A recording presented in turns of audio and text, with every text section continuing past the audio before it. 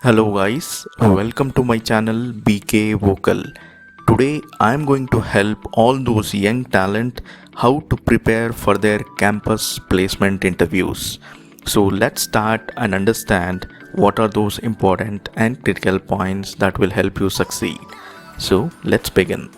The first point what you need to keep in mind is have a presentable resume without any spelling mistakes that would impress the interviewer, and then that would easily help you out in getting placed.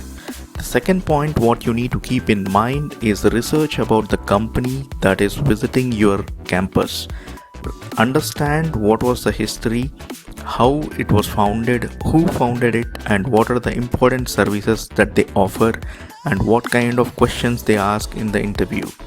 The third point, what you need to keep in the focus is on the dressing, the way you wear your dress, the color of your blazer and the tie matters the most.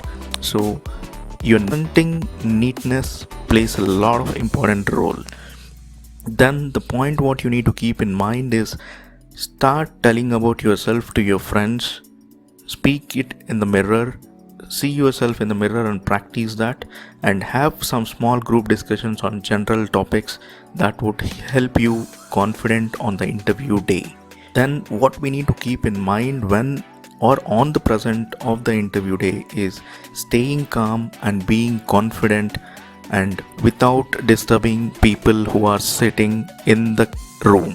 A lot of candidates make a mistake by talking to the other people, that gives a bad impression. The final point what you need to keep in mind is behaving very professionally and sitting very professionally with a confident posture matters the most. There is an observer who keeps all this in mind, and there are ratings which are given, and this also helps you getting placed in the campus interviews. All the best.